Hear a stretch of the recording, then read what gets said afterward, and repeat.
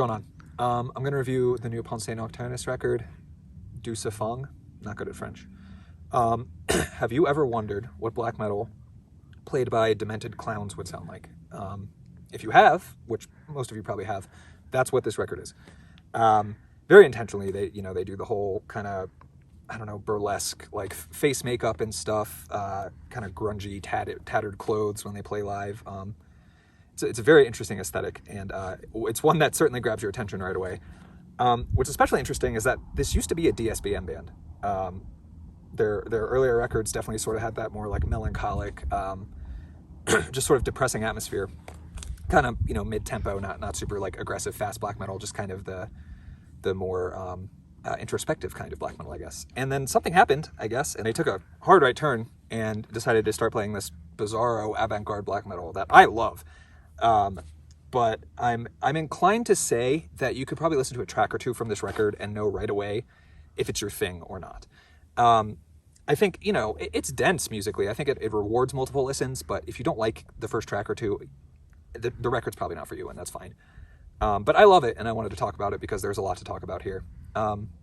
This is a French 5-piece, and they just bring a lot of really creative ideas to the genre.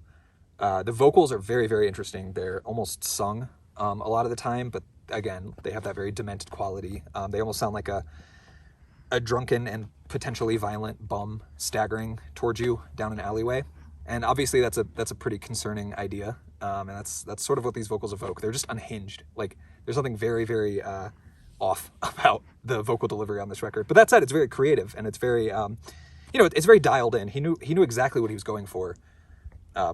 With this style of vocal, and he really nailed it. So the drum work on this record is equally creative. It's not overtly aggressive. There's really not that many blast beats, even though it's recognizably black metal. It's actually kind of an interesting paradox because it doesn't have many of the trappings of traditional European black metal. But the drum work is it's not. There's very little repetition, lots of fills, lots of just creative, flashy playing. It's very engaging, especially I imagine as if you're a drummer, you probably really get a lot out of this record just because the drummer's very rarely doing the bare minimum. He's usually adding a lot of really flashy, creative playing, which is another little gem you can get from multiple listens to this record. Equally chaotic is the guitar work. The riffs are strange. They are all over the place.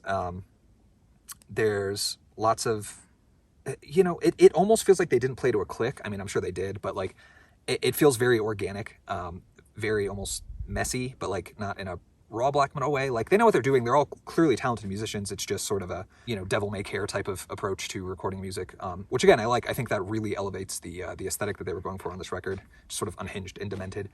In fact, one of the songs, I think it's Fin du Font, again, terrible at French.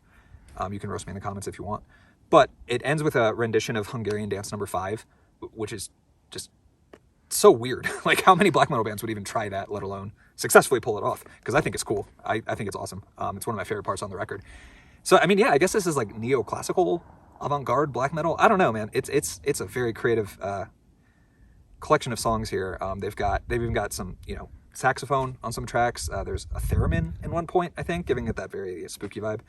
Overall, it's just got a really gritty, early 1900s kind of urban aesthetic, which is something I don't see ever in black metal. So yeah, I mean, I love this record. I've listened to it a lot, and I think it really has a lot of fresh things that it's bringing to the table. Like I said, if you listen to a couple songs and you don't like it, I wouldn't say stick with it. You'll get it eventually. You'll probably know right away if you like it or not. But I think that just shows how strongly the band has locked in their sound and their aesthetic and their presentation as a band. So yeah, let me know what you think of this record if you end up checking it out, or if you already have listened to it. I appreciate you guys watching. Like and subscribe. Feel free to hit me up on Twitter. I also have a Twitter account for this channel. And thank you for watching.